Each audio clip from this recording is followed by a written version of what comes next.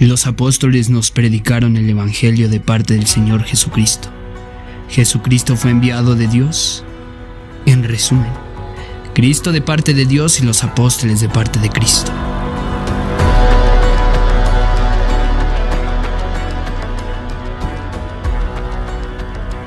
Tras los pasos de los apóstoles, los viajes de una nueva fe.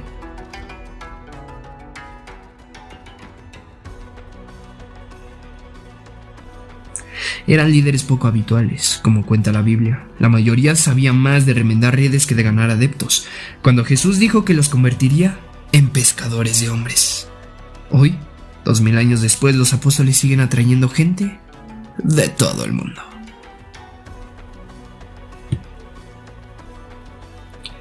En Parur, ciudad del estado de Kerala, en el sur de la India, las losas del suelo de la vieja iglesia de Kotakabu brillan con tanta intensidad que reflejan el retablo carmesí, verde y dorado, como si fueran las aguas de un estanque.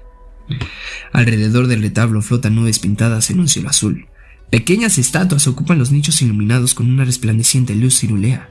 Una mujer vestida con un sari azul y el pelo cubierto con un velo morado está arrodillada sobre una alfombra, inmóvil, con los codos pegados al cuerpo y las manos levantadas. En una iglesia contigua, más grande y más nueva, el pálido fragmento de un hueso, no mayor que la uña de un pulgar, reposa en un relicario de oro. Una etiqueta identifica la reliquia como perteneciente al Santo Tomás. Dice la tradición que este lugar, el apóstol fundó la primera iglesia cristiana en la India, en el año 52 después de Cristo. En Parur y otros lugares de Kerala, las fachadas y los interiores de la iglesia están decorados con pinturas o esculturas de animales exóticos, plantas trepadoras, figuras míticas, elefantes, jabalíes, pavos reales, ranas y leones, que parecen dragones, marcan la atmósfera recargada y claramente no occidental de estos templos cristianos. Por todas partes se ven iconos de Santo Tomás, la Virgen María, Jesús y San Jorge, pintados con brillantes colores. Incluso los hindúes rezan a San Jorge, el vencedor del dragón, convencidos de que pueden proteger a sus hijos de las cobras. Los cristianos de Kerala, como los de otros lugares de Asia, África y América Latina, han hecho suya la fe, incorporándole elementos del arte y la arquitectura tradicional y símbolos de su propio medio natural. Así, una estatua que representa a la Virgen, flanqueada por 2 elefantes a la sombra de un pargola de hojas de palma, parece perfectamente integrada en un paisaje de palmares del sur de la India.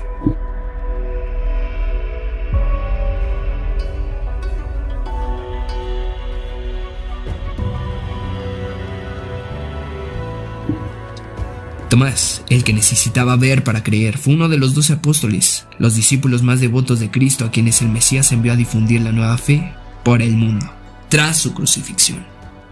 Los otros fueron Pedro, Andrés, Santiago el mayor, Santiago el menor, Juan, Felipe, Bartolomé, Mateo, Tadeo, Simón y Matías, que reemplazó a Judas Iscariote, el discípulo traidor. Con el tiempo, los términos apóstol y apostólico, derivados del griego apóstolos, que significa enviado, se aplicaron también a otros que predicaron la doctrina de Jesús. En el caso de Pablo, él mismo adoptó el título de apóstol cuando Cristo se le apareció y le encomendó la misión espiritual de difundir el cristianismo. De María Magdalena se dice que fue el apóstol de apóstoles, por ser quien anunció a los 12 la resurrección. Aunque solo los 2 de los 4 evangelistas, Mateo y Juan, figuran entre los 12 apóstoles originales, Marcos y Lucas también se consideran apóstoles por haber escrito 2 evangelios del Nuevo Testamento.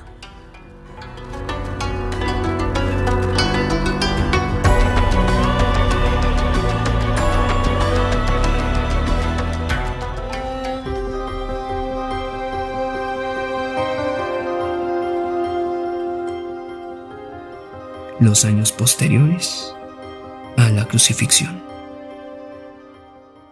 En los primeros años después de la crucifixión, el cristianismo no era más que el germen de una nueva religión, sino una liturgia desarrollada, un método de culto ni un nombre. Sus primeros seguidores lo llamaban simplemente el camino. Era considerado como una doctrina sectaria más del judaísmo, pero fue el primer adalid del movimiento de los Hechos de los Apóstoles. Se hablaba de sus conversaciones en masa y sus milagros, como sanar a los cojos y resucitar a los muertos. En sus primeros tiempos el movimiento era demasiado insignificante para convertirse en un blanco de persecución a gran escala por parte del poder, y los cristianos, como acabaron llamándose, tenían más fricciones con las sectas judías vecinas que con el Imperio Romano. El primer mártir de la fe, según narran los Hechos de los Apóstoles, fue San Esteban, el líder de los 7 diáconos ordenados por los apóstoles para atender las quejas de los judíos helenistas, los que hablan griego, pese a vivir en Jerusalén, que protestaban porque en la distribución de las ayudas los judíos hebreos recibían un trato preferencial. Esteban suscitó las iras de la comunidad judía porque siempre ganaban las discusiones y nadie podía enfrentarse a su sabiduría. Acusado ante Sanedrín de blasfemia, hacia el año 35, con falsos testigos que aseguraban haberlo oído decir que Jesús destruiría el templo de Jerusalén y acabaría con las leyes de Moisés, la asamblea lo consideró culpable y fue lapidado a las afueras de Jerusalén, mientras él oraba por sus verdugos. Un joven llamado Saulo, que posteriormente pasaría a llamarse Pablo, tras su célebre conversión en el camino del Damasco, observó complacido la ejecución de Esteban, mientras custodiaba las capas de quienes lo apedraban. Según la tradición, 11 de los 12 apóstoles padecieron martirio. En el año 44, el rey Herodes Agripa I encarceló y decapitó a Santiago el Mayor, el primero de los apóstoles en morir. En 64, cuando el gran incendio de Roma destruyó 10 de los 14 barrios de la ciudad, el emperador Nerón, acusado por sus detractores de ser el incendiario, culpó de la catástrofe el movimiento cristiano en expansión y mandó a decenas de fieles a la muerte en su circo privado. El historiador Tácito escribió: una multitud fue condenada, no tanto por el crimen del incendio como por creerse culpable del general aborrecimiento a la especie humana. A unos los cubrían con pellejo de fieras para que los despedazaran los perros, a otros los crucificaban y a otros les prendían fuego. Episodios sangrientos como este se repitieron esporádicamente durante los 2 siglos posteriores. Según la tradición, 11 de los 12 apóstoles padecieron martirio. Pedro, Andrés y Felipe fueron crucificados. Santiago el Mayor y Tadeo murieron a punta de espada. Santiago el Menor fue golpeado hasta morir mientras rezaba por el alma de sus atacantes. Bartolomé fue despellejado vivo y crucificado. Tomás y Mateo fueron alacenados. Matías fue lapidado hasta la muerte y Simón fue crucificado o cortado por la mitad según otras fuentes. Juan, el único superviviente de los 12, tuvo probablemente una muerte apacible, quizás en Hefesto, en torno al año 100.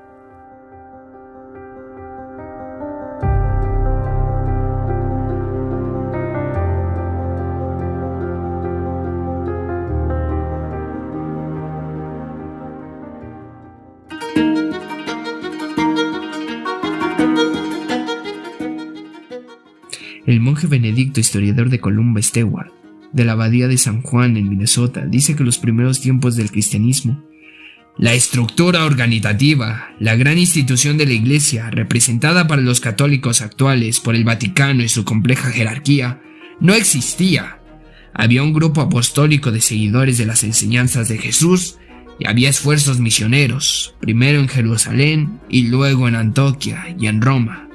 Pero un poder centralizado. Solo un grupo minúsculo, vulnerable, pobre y a veces perseguido de gente entusiasta. Los apóstoles fueron pioneros del movimiento y difundieron el mensaje por las rutas comerciales del mundo antiguo, dejando a su paso pequeñas comunidades cristianas. Estudiar las vidas de los apóstoles, me dijo Stewart, se parece un poco a lo que hemos hecho con el Hubble. Acercarnos lo más posible a las primeras galaxias. Ese fue el Big Bang del cristianismo, cuando los apóstoles salieron de Jerusalén y se diseminaron por el mundo conocido. Tomás fue hacia el este, a través de lo que hoy es Siria e Irán, para continuar, creen los historiadores, hacia el sur de la India. Llegó más lejos que el infatigable Pablo, cuyos viajes abarcaron gran parte del Mediterráneo. Tomás es el apóstol que mejor representa el impulso de viajar para predicar la nueva fe. Marcos, el evangelista, también difundió la palabra de Cristo y llevó su mensaje a Egipto, donde fundó la iglesia copta. Pero para algunos católicos, Marcos representa sobre todo el santo simbólico político, poderosamente vinculado con la identidad venecia. Si Tomás es el símbolo del misionero y Marcos es el pilar político, María Magdalena es el paradigma de la santa mística asociada a los conceptos de gracia e intercesión divina, demostrada en el pasado por su reputación de prostituta reformada y venerada hoy por millones de fieles en todo el mundo. Fue una figura muy significativa en el círculo más próximo a Jesús, Aunque una tradición sostiene que se retiró a Hefesto y ahí murió, otros creen que viajó desde Oriente Próximo hasta el sur de Francia, donde se le rinde culto desde hace siglos. Pero establecer con certeza científica que María Magdalena viajó a la Provencia o que Tomás murió en la India es prácticamente imposible. Los análisis científicos de las reliquias siempre resultan inadecuados, ya que por lo general solo confirman el sexo y el periodo histórico a los que pertenecen los huesos. Los avances en el ámbito de los análisis y la arqueología, junto con el descubrimiento de nuevos manuscritos, seguirán aplicando nuestros conocimientos históricos de los santos, pero gran parte de los indicios continuarán siendo poco concluyentes. ¿Cómo comprender entonces a aquellos individuos si el alcance de la ciencia es limitado? Igual que con la mayoría de los primeros cristianos, debemos remitirnos en gran medida a la leyenda y a los relatos históricos y reconocer el poder que esas figuras míticas ejercen aún hoy, 2000 años después de su muerte.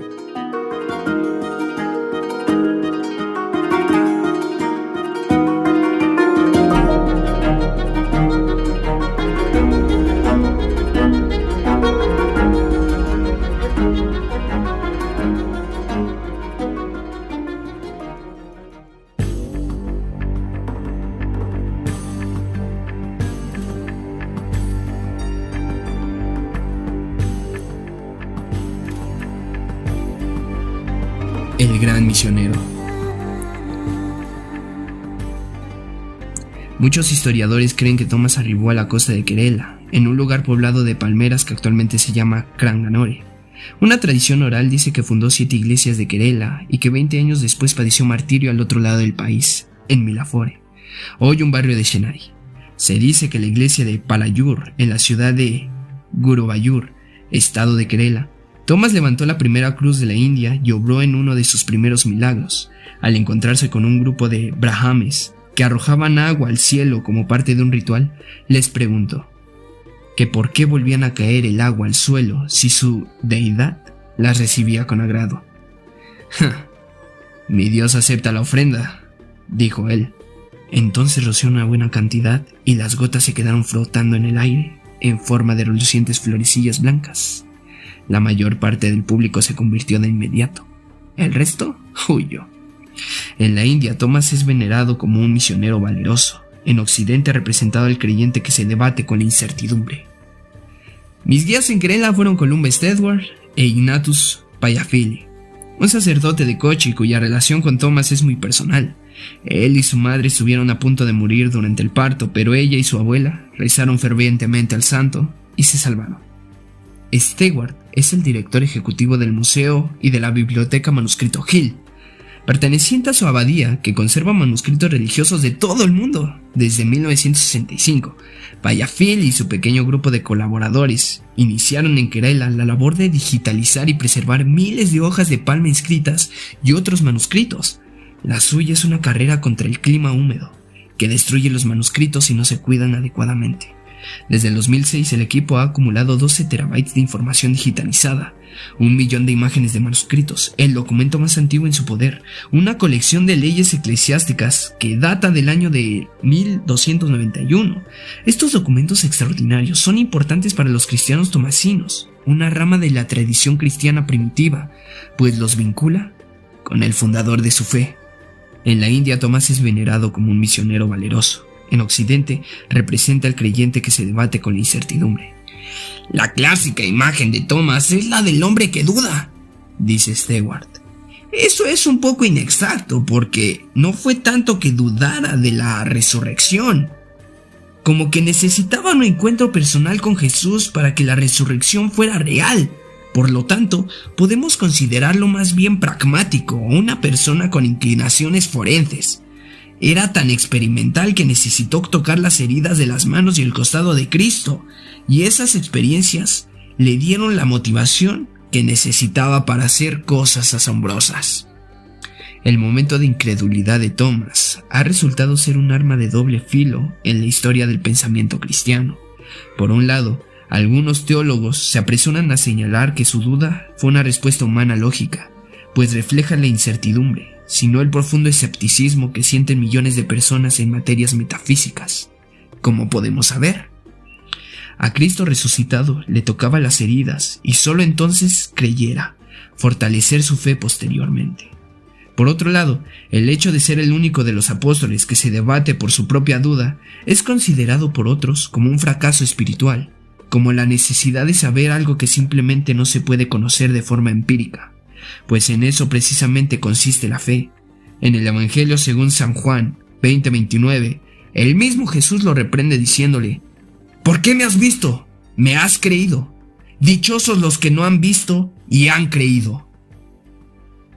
A pesar de su escepticismo, Tomás continúa siendo el vínculo directo entre sus conversos de Querela y la historia cristiana fundamental en las costas del Mediterráneo, en la otra punta del mundo conocido del siglo I. A diferencia de los posteriores grupos cristianos de Asia, que fueron convertidos por misioneros, los cristianos tomasinos creen que su iglesia fue fundada por uno de los seguidores más próximos de Cristo, y ese aspecto es fundamental para su identificación espiritual. Son una iglesia apostólica, dice Stewart, y ese es el mejor sello de legitimación posible para un grupo cristiano.